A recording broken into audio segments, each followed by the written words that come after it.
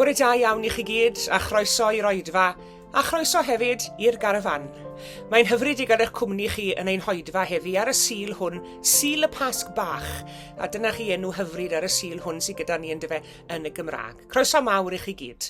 Cyn bod ni'n mynd mlaen a'n hoedfa, gadewch I ni blygu pen mewn gweddi, a chofio am bawb sy'n cael ei effeithio gan y rhyfel yn Wcrain.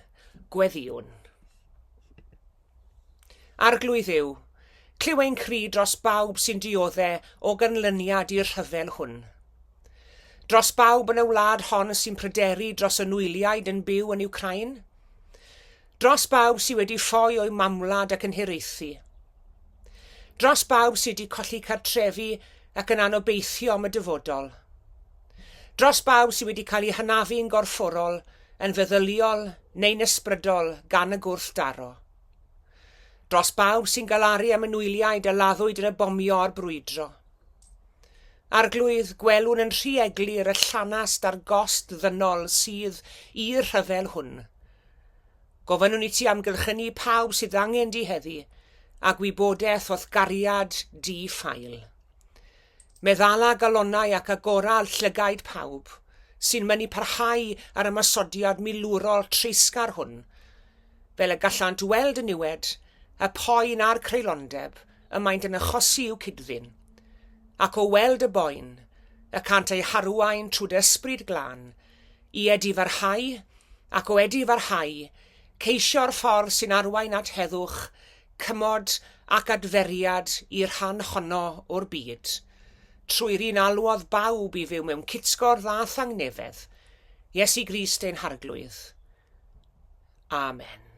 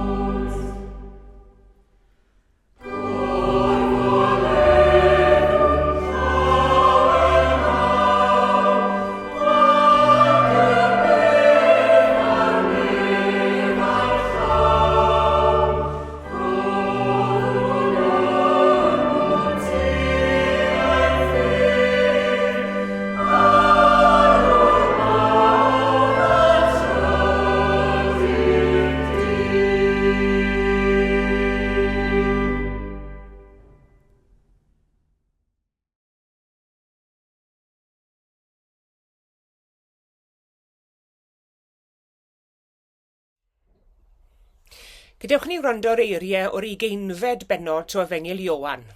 Iesu'n ymddangos I Mair Magdalen. Aeth y disgyblion yn ôl adre, ond safodd Mair wrth ymyl y bedd yn crio. Plygodd I lawr I edrych I mewn i'r bedd, a gweld dau angel mewn dillad gwyn yn eistedd lle roedd corff Iesu wedi cael ei roi orwedd, un wrth y pen a'r llall wrth y traed. Dyma nhw'n gofyn I Mair, wraig annwyl, pam wyt ti'n crio? Maen nhw wedi cymryd fy arglwydd I ffwrdd, atebodd hi, a dwi ddim yn gwybod ble maen nhw wedi mynd ag e. Dyna pryd y trodd I rownd a gweld rhywun yn sefyll yno.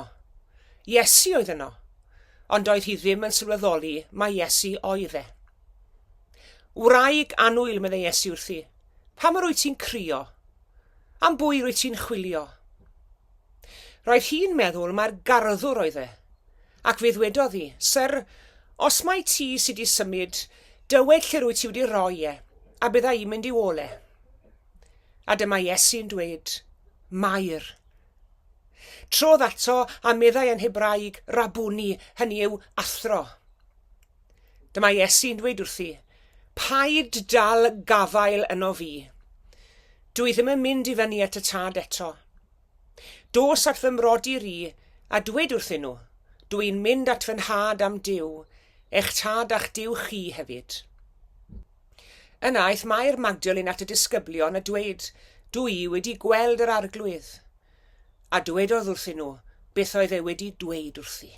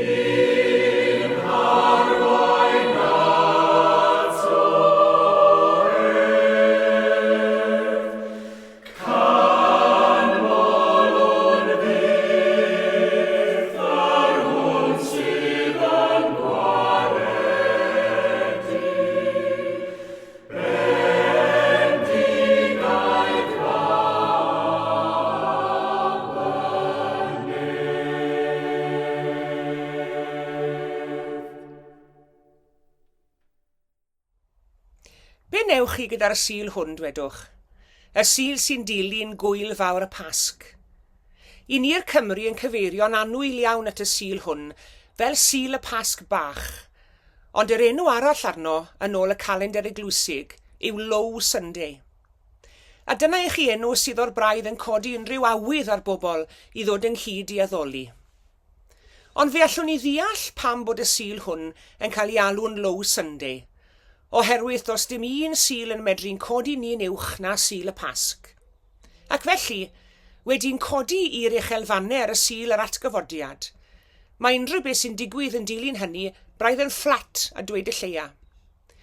Mae'n Low Sunday, neu fel y disgrifiodd un y Sul hwn, the post-Easter slump. 20 mlynedd yn ôl i heddi, fe gychwynes i'n weinidogaeth yng ngofalaeth y priordy Cana a Banc y Felin. A wy'n credu bod fi wedi cychwyn yng weinidogaeth yn fwriadol ar Low Sunday, oherwydd, fel ddwedais i ar y Sul cynta hwnnw, dim ond sialan allwn ni fynd nawr. Hynny yw, yr argraff sy'n cael ei greu yw bod gweinidogaeth Iesu wedi dod i ben ar prynhawn Gwenedd creulon hwnnw ar fryn Calfaria, neu ar fore rhyfeddol y trydydd dydd. Ond nid fel na oedd hi. Dangosodd yr Iesu byw ei hun i'w ddisgyblion wedi'r atgyfodiad. Am 20 diwrnod, bu'n siarad â nhw am deyrnas Dduw. A dyna fydde'n beth da petai ni'n gwybod yn union beth ddysgodd Iesu i'w ddisgyblion am ddeyrnas Dduw. Oedd gyda nhw gymaint i'w ddysgu, a dysgu am Iesu mewn ffordd newydd. Dyma griw o bobl a dawodd e cwbl mwyn dilyn Iesu. Gadael i teuluoedd, i hardaloedd a'i broedd, gadael i gwaith a'i bywioliaeth, gadael y cwbl lot i ddilyn Iesu Grist, ac roedd gwneud hynny yn beth mawr iawn iddyn nhw. A'r dilyn hwnnw wedi arwain at y profiad dirdynol o'i weld yn cael ei groesoelio. Yn sicr byddai galw am sesiynau o gwnsela i'r disgyblion heddi, pe bai Iesu'n cael ei groesoelio, a hwythau wedi bod gymaint yn ei gwmni gan greu perthynas mor arbennig rhyngddyn nhw. Creuwyd perthynas arbennig iawn rhwng Iesu a'i disgyblion. Buon nhw'n byw ac yn teithio gyda'i gilydd. Daeth ei eiriau yn eiriau iddyn nhw, i weledigaeth yn weledigaeth iddyn nhw, a'i freuddwyd i feddiannu calonnau nhw hefyd. Ond yna daeth y croesoeliad, ac fe ddechreuodd y cwbl chwalu o'i hamgylch. Mae'n ddarlun trist iawn, ond nid tristwch oedd y gair olaf chwaith, oherwydd cyfododd Iesu. Ac mae'r Crist byw yn ymddangos i'w ddisgyblion ac yn ei huno gydag ysbryd newydd, a llawenydd newydd, a gobaith newydd. Ond oedd y disgyblion ddim cweit yn siŵr beth oedd ystyr hyn oll, ac felly mi roedd rhaid i dysgu nhw o'r newydd. Ond dysgu beth tybed? Wel, falle y gall profiad Mair Magdalene ein helpu ni i ateb y cwestiwn hwnnw. Fe ath hithau at y bedd i gael y golwg olaf ar Iesu, a thrwy lygaid llawn dagre, fe welodd hi bod y bedd yn wag. A dyma hi'n gweld y garddwr ac yn gofyn iddo yntau lle oedd e wedi rhoi corff Iesu. Yn ei thib hi, roedd Iesu wedi marw, ond roedd Iesu yn fyw. Yn ei thib hi roedd Iesu'n bell, ond roedd Iesu'n agos. Yn agos iawn hefyd reit wrth ei hymyl hi. Nid garddwr oedd yno, ond Crist ei hun. Ac wrth ei chyfarth chi wrth ei henw, Mair, yn ei harswyd o'i adnabod. Estynodd Mair ato i Gideon ddo, ond meddai Iesu paid dal gafel yna i. Dos at fy mrodi ri a dweud wrthyn nhw, dwi'n mynd at fy nhad am Duw, eich tad a'ch Duw chi hefyd. Mae sŵn mynd yn y geiriau mewn dosau, Iesu'n mynd at y tad. Ond roedd rhaid i'r disgyblion fynd hefyd. Dysgu mynd o'r gorffennol i'r dyfodol. Nawr mae'r gorffennol yn werthfawr iawn ym mhrofiad bob un ohono ni. Ond un peth yw edrych i'r gorffennol, beth arall yw byw yn y gorffennol. Nid crefydd ddoi yw Cristnogaeth, ond crefydd heddi a chrefydd fori hefyd. Oes, mae llawer wedi gyflawni isiws, ond mae mwy i'w wneud eto. Does dim terfyn iddo fe. Mae'r dyfodol yn ein tynnu ni eto, gyda'i anogaeth am bethau gwell, a chydau her i ni hefyd. Bu'r 2 flynedd diwetha yma yn rhai heriol iawn y dweud y lleia. Bu'r cyfnod hwn yn her i'r Eglwys Gristnogol hefyd, cofiwch. Yn ystod y cyfnod hwn, fe gawson ni gyfnod clo, a'r her o gadw'r eglwys ynghyd pan fod drws y capel wedi cau. Yr her o feddwl yn fwy creadigol am ffyrdd i gyflwyno neges yr Efengil. Daw bob cyfnod a phrofiad a'i her i ni, ac mae her yn y dyfodol hefyd sydd yn ein galw ni. Dydyn ni ddim yn gwybod beth mae'r dyfodol yn ei ddal, ond i ni Gristnogion nitha siŵr pwy sy'n dal y dyfodol. Paid dal gafel yna, meddai Iesu wrth Mair, paid a glynu wrthyf. Fel petai Iesu'n dweud wrthon ni i beidio a dylan nôl, ond i symud mlaen, gan fod pethau da i ddod eto. Mae'r eglwys wedi gwneud llawer o bethau da eisoes, ond mae ganddi fwy i wneud eto, ac i'r mwy hwnnw rydyn ni'n cael ein galw. Paid dal gafel ynof, meddai Iesu wrth Mair Magdalene, dos at fy mrodyr. Ein braint ni yw mynd hefyd, o'r gorffennol i'r dyfodol, o'r addoliad i'r gwaith, o un man i bobman. Mynd y tu hwnt i'r Pasg, a mynd ar ei olef. Amen.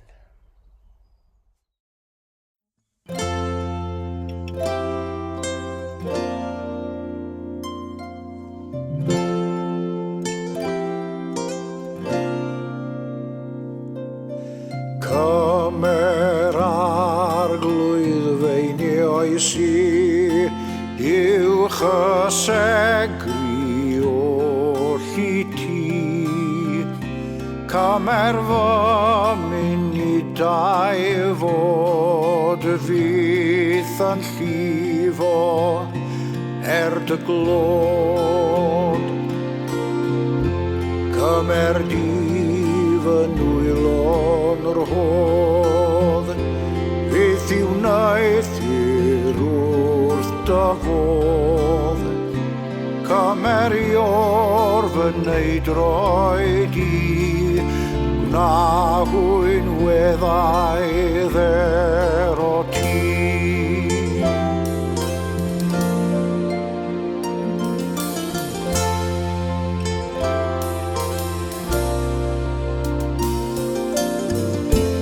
Cymer di fy llais yn lan, am fy mrenin boed fy nghan.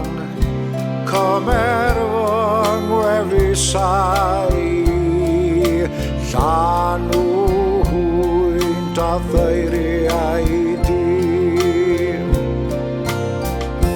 Cymer fair ar das i ddim, fy nhw'n atal dim.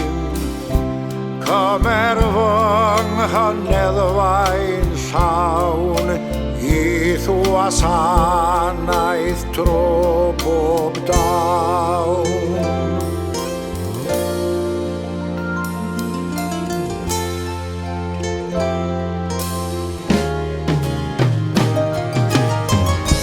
Cymer wyllys i, gwna hi ni'n ar eiddo ti. Cymer i ti'r galon hon, yn o'r seddfainc dan fy mron.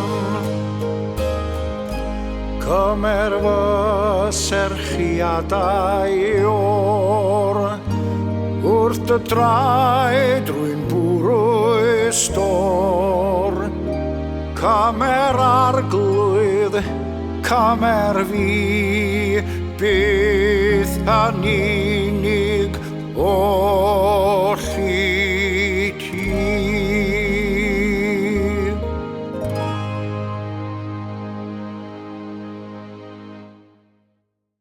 Gweddiwn. Ein tad yr hwn wyt yn y nefoedd, dyw athad ein harglwydd a'n gweredwr Iesu Grist. Diolchwn i ti arglwydd am y cyfle hwn i droi atat mewn gweddi fel hyn. Diolch i ti arglwydd am yr wythnos aeth heibio ac am dy ofal di ohono ni bob un.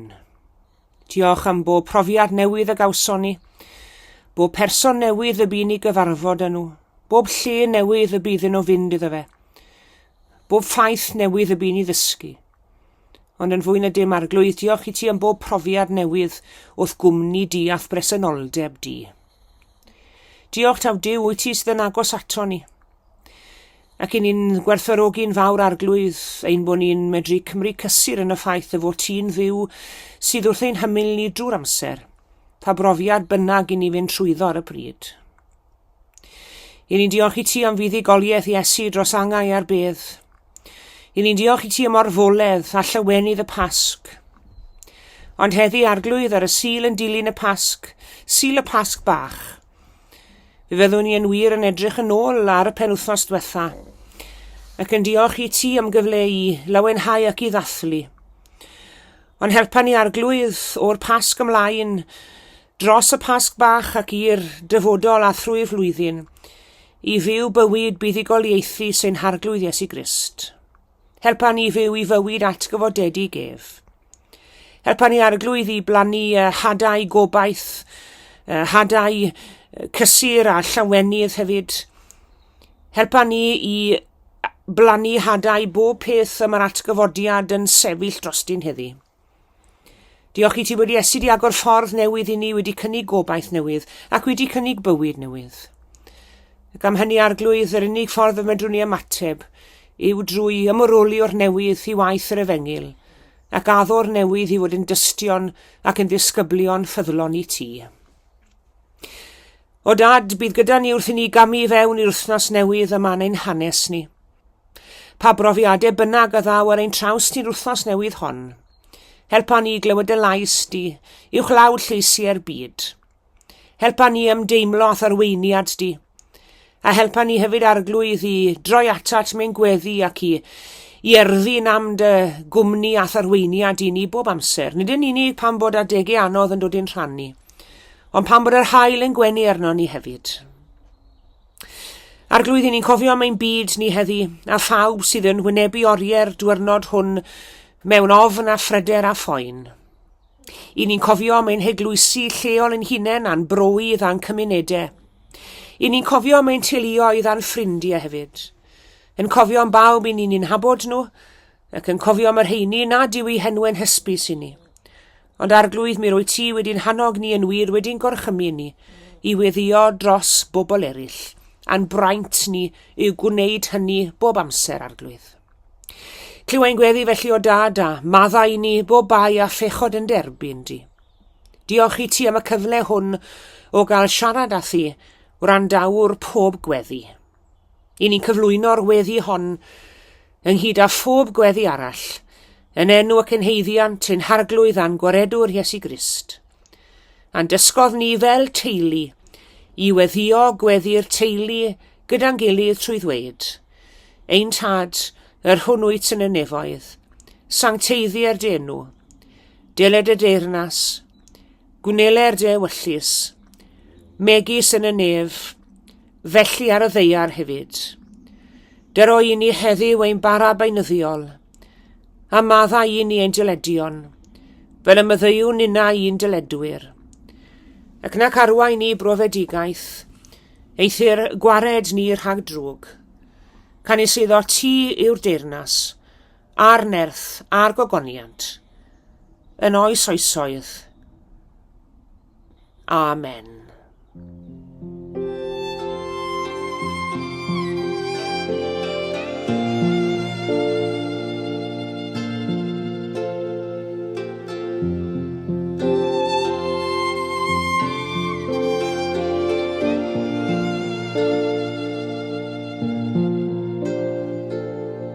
Diolch yn fawr iawn I chi gyd am eich cwmni yn yr oedfa heddi. Tan y Sul nesa, cadwch yn ddiogel ac yn iach. A gras ein harglwydd Iesu Grist, a chariad Duw, a chymdeithas yr ysbryd glân, a fyddo gyda ni oll. Amen.